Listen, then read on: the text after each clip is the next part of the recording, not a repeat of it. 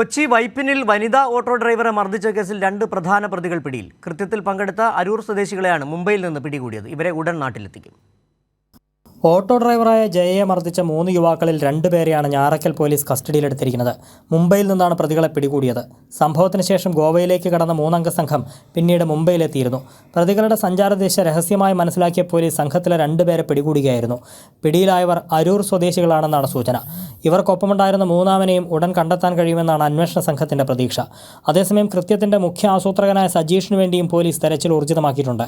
മർദ്ദനമേറ്റ auto ഡ്രൈവറായ ജയയുടെ അച്ഛന്റെ സഹോദരിയുടെ മകൾ പ്രിയങ്ക സജീഷ്, സഹായി വിധുൻ ദേവ് എന്നിവരാണ് കേസിൽ ആദ്യം അറസ്റ്റിലായത്. കുടുംബവഴക്കിനെ തുടർന്ന് പ്രിയങ്കയും ഭർത്താവ് സജീഷും ചേർന്ന് ജയയെ ആക്രമിക്കാനായി പദ്ധതിയിടുകയായിരുന്നുവെന്നും ഇതിനായി പരിചയക്കാരായ യുവാക്കളെ ഏർപ്പാടാക്കിയതെന്നും പോലീസ് അന്വേഷണത്തിൽ കണ്ടെത്തിയിരുന്നു. കഴിഞ്ഞ തിങ്കളാഴ്ച രാത്രിയിലായിരുന്നു വൈപ്പിൻ പള്ളത്താംകുളങ്ങരയിൽ ഓട്ടോ ഡ്രൈവറായ ജയയ്ക്ക് ക്രൂരമർദ്ദനമേറ്റത്. യാത്ര പോകാനായി ഓട്ടോയിൽ കയറിയ 3 യുവാക്കളാണ് കുഴിപ്പള്ളിക്ക് സമീപം ചാത്തങ്ങാട് ബീച്ചിൽ വെച്ച് യുവതിയെ ക്രൂരമായി മർദ്ദിച്ചത്.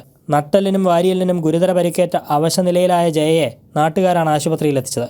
കൈരളി ന്യൂസ്, കൊച്ചി.